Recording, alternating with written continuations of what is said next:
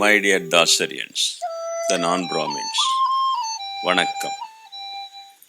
Be proud to be Shudras, since your ancestors earned this title not because they were born as a low caste as described by the evil Varnashrama theory, but because they found the formulae, the Shudras, to reach God.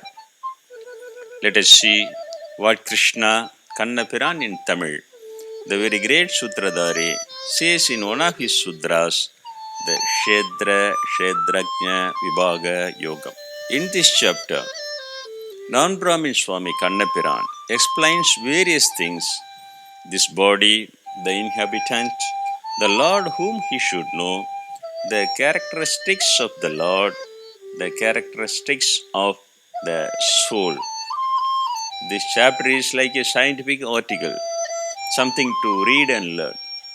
I have made it as simple as I can.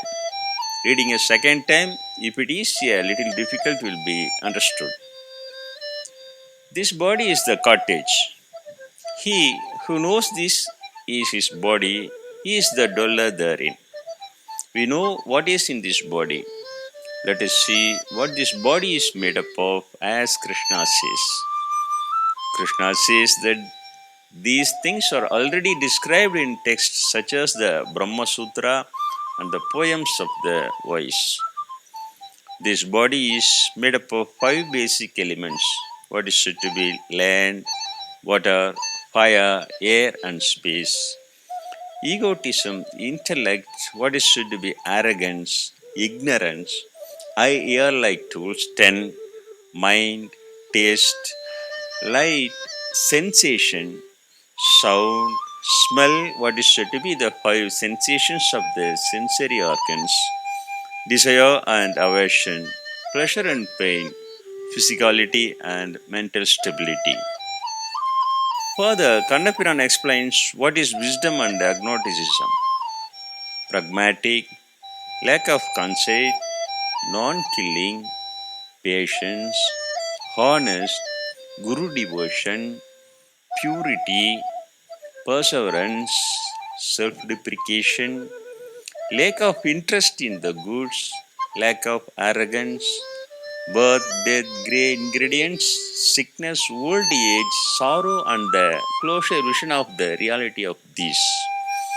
Detachment, without thinking of anything like relatives, wife and children as one's own. Silent acceptance of whatever happens, whether likes or dislikes. Devotion to God without dissolution in yoga. Seeking a separate place, not wanting to crowd. Positioning in soul wisdom, realizing the meaning of philosophical wisdom. These are wisdom. Other than this is agnosticism. With his body and wisdom, knowing which state of God will make one attain the everlasting life without death, Kannapiran explains that state of godliness here. That one has no beginning. It cannot be explained as existent or non-existent. Manikavasaka Swami, the non-Brahmin, praises God in Tamil as Ullani Illani, meaning, "O God, you are existing and not as well." Arunagirinathar, the non-Brahmin, praises in Tamil as Uladai Iladai, meaning, God is existing and not existing as well. I don't know whether this greatness of praising God as non-existent is in any other religion. Formless God is different. Praising God as non-existent is different and great. Uruvai, Aruvai, Uru Aruvai. God has form, formless and formless form.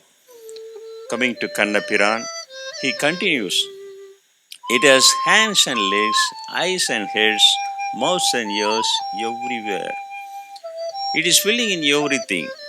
It directs all the senses, though it has no senses for itself.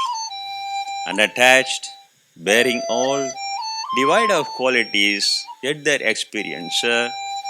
It is in and out of 5 basic elements. Everything of moving and stable, all are it. being a keen perception of acute intellect, rare for knowledge. It is far away and nearby as well. Non-segmental, however, is like segregated lives. That one creates, preserves, and destroys the basic five elements and absorbs them into itself finally. It is the light for all lights, beyond darkness. It is the wisdom, and the thing obtained by the wisdom is it, and it is the subject of everything. Thus, the body, the wisdom, and the supreme being to be obtained are briefly explained. My devotee, knowing this, becomes my being, says the non Brahmin Kannapiran. Again, Krishna describes here the famous words Purushan and Prakriti. Kannapiran also explains how two living things in your body, small and big, are functioning. The Lord Padi and the nature Prakriti, both of them are forever.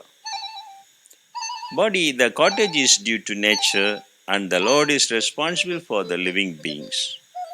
All the movable and immovable objects we see are made up of combination of these two.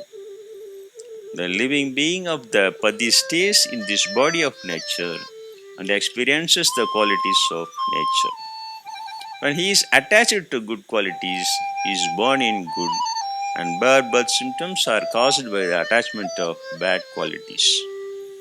In connection with this life and body, the Lord is spreading all through the body as another great life being, Atma. This soul is merely a witness, allowing, bearing, enjoying anything, and is the heavenly soul. Even this great life being can be called as God. Krishna says that one should try and find the above facts about the Lord Padi and the nature Prakriti. If they know that, they will attain the status of being unborn. Some realize Atma by Atma through meditation. Some know it through Sankhya Yogam and some through Karma Yogam. Many of those who do not realize like this are worshipping the Shrudis obtained from foreigners, says Krishna. I am repeating here. Many of those who do not realize like this are worshipping the Shrudis obtained from foreigners. At the time of Krishna, no other religions entered India. He mentions only the Arya Brahmins as foreigners here. The one who could perceive the Lord, who is not perishable and equal in all the perishable things, he alone is of good vision. He alone reaches the highest state. He who sees that all deeds are done by nature and that the soul is only a witness, alone sees. When one sees the multifaceted basic elements expand from one God, he attains the state of God then. Since this great life being has no beginning as origin and of no quality, he has no evil. God is passive and unattached, though in body. The sky, which is spread all over, is not affected by other things due to its subtle nature. Similarly, the great soul does not suffer even if it is spread throughout the body. Just as the same sun lights up all of the world, God, the great living being dwelling in the body, lights up the body and the small living being. Thus, those who know the difference between the cottage and the dweller are freed from the clutches of nature and its actions through enlightenment and merge with God, the great living being. Thus preaches the non-Brahmin Swami Kannapiran to non-Brahmin Arjunan. Om Nandri Vanakkam.